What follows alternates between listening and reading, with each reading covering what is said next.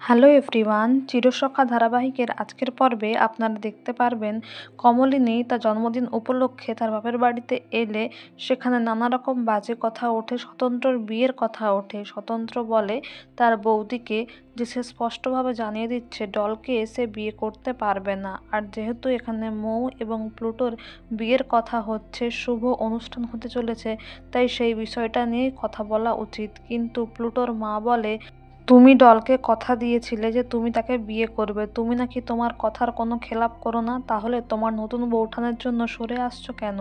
স্বতন্ত্র বলে যে এই সিদ্ধান্তটা তার সম্পূর্ণ নিজের, সে ছোট নয়। আর সে এটাও জানিয়ে দেয় ডলকে সে প্রাথমিকভাবে কথা দিয়েছিল ঠিকই, কিন্তু তারপরে তার যে রূপটা সে দেখেছে তারপর সে কিছুতেই আর ডলের সঙ্গে সংসার করতে চায় না।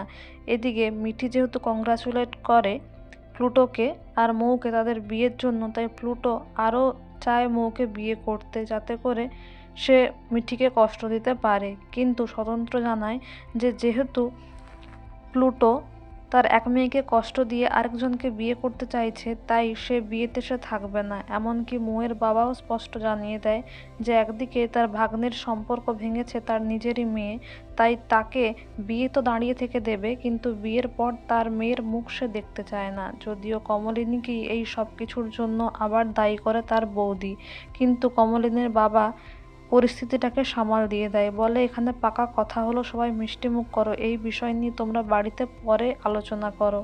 যদিও কমলিনী তার বাড়ি ফিরে এলে আবার বুবলাই এবং তার বাবা তারা সবাই মিলে 5টা কথা শোনায় কমলিনীকে, এবং মিটিল প্রতিবারের মতোই তার জন্য রুখে দাঁড়ায়, প্রতিবাদ করে, কিন্তু বুবলাই সেটা সহ্য হয় না। সে মারতে চায় মিটিলকে, কিন্তু বর্ষা তাকে আটকে দেয়। যদিও বুবলাইয়ের পিসি বলে তাদেরকে বাড়ি ছেড়ে চলে যেতে, তাদের যদি এসব পছন্দ না হয়। তখন বুবলাইয়ের ঠাম্মি বলে আমরা এতদিন এই বাড়িতে থেকেছি, এই বাড়ি ছেড়ে আমরা কোথাও যাব না। চন্দ্রও বলে এটা তার মায়ের বাড়ি, কিন্তু কমলিনী বলে যার বাড়ি সেই ঠিক করবে কে থাকবে আর কে থাকবে না, বাড়িটা এখন তোমাদের আর নেই। আর ঠিক সেই সময় চন্দ্রর দ্বিতীয় স্ত্রী সেখানে এসে উপস্থিত হয়, যেটা দেখে চন্দ্র তো অবাক হয়ে যায়, কিন্তু সে এসে কমলিনীকে বলে যে আমি একটা কথা বলতে চাই, আপনার স্বামী হচ্ছেন আমার আসল স্বামী। যেটা শুনে বুবলাইয়ের তো চক্ষু চড়ক গাছ হয়ে যায় এবং তাদের মেয়েকে দেখিয়ে বলে এটা আমাদের মেয়ে। তো বন্ধুরা, এই ছিল আজকের চিরসখা ধারাবাহিকের আপডেট। আগামী পর্বে কি হতে চলেছে, কমলিনী কি স্টেপ নেবে, সেটা জানতে অবশ্যই আমাদের সঙ্গে যুক্ত থাকুন। Thank you.